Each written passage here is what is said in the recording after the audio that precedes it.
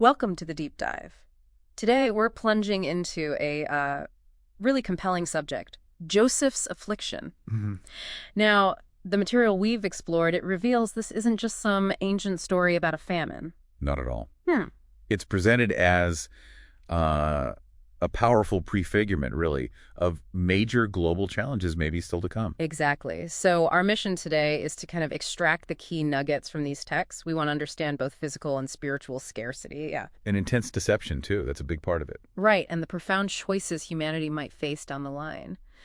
Okay, so let's unpack this a bit. The material we looked at starts by linking Joseph's time, his affliction, to a global famine. In what the texts call the last days. Yeah. They draw on passages from, the prophets in Genesis. And this historical account, it describes just extreme physical scarcity. Yeah, I mean, people gave up absolutely everything. Their money, Their livestock, their land. even their own bodies, basically becoming servants. Just for food. You try to imagine that level of desperation. It's intense. Uh-huh. And what's fascinating here is how these texts draw a direct line. They're quite explicit. They state this historical famine sort of prefigures a time when a global power, which they symbolize as a sea beast, A sea beast, okay. right, will use control over basic resources like water and food to essentially ensnare people globally. Right. How would that work? Well, they indicate people will be actually forced, to receive some kind of mandatory identifier. They call it the 6666 mark, Right, the mark, just to buy necessities. just to buy and sell, basic things. And then there's another figure, symbolized by Joseph himself, interestingly, called the land beast. Okay, so a sea beast and a land beast. Yeah, and this land beast is depicted as the one enforcing this control system.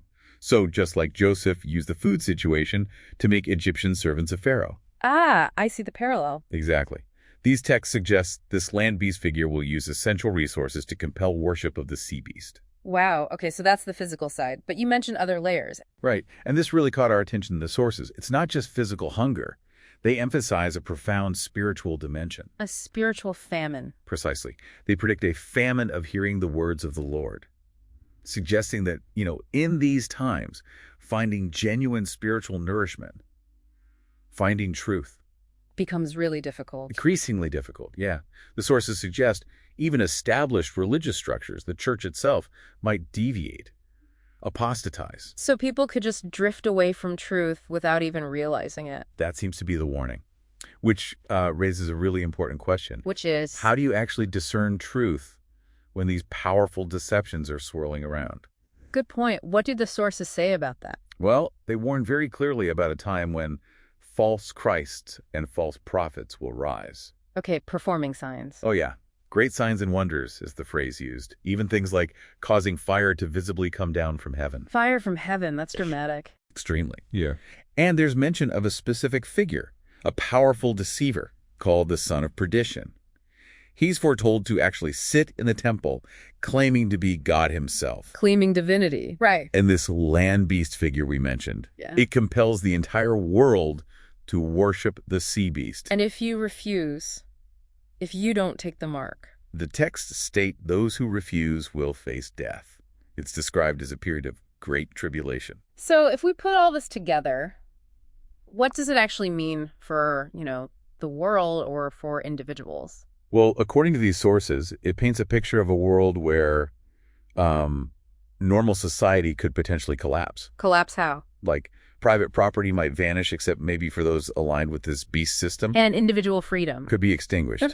Basically, control over the essentials water. Food becomes the ultimate lever of power. It forces people into this impossible choice, doesn't it? Between survival. And their deepest convictions, their faith. So connecting this to the bigger picture then, why would this be allowed to happen, according to the texts? The sources suggest that this intense period, this delusion and pressure, it's allowed by a higher power, God essentially, to reveal the true state of people's hearts. To reveal what's really inside. Exactly. It boils down to a fundamental choice.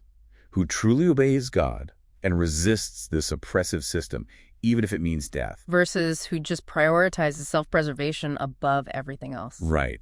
And those who choose conviction, the ones who become martyrs in this scenario, they're said to actually prove the truth of divine commandments. How so? By showing obedience is possible, even under extreme duress.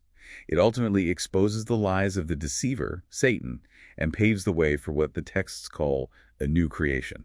Wow. It's a really stark look at the power of choice when absolutely everything is on the line. So this deep dive into Joseph's affliction as interpreted by the material we explored, it certainly paints a stark picture. Compelling, though, isn't it? These potential future challenges, both physical and, maybe more importantly, spiritual. Definitely. And the emphasis on discernment, on finding truth.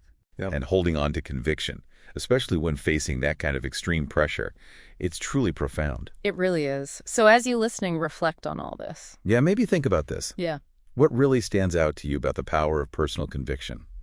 When faced with such, well, overwhelming external pressures, something to consider.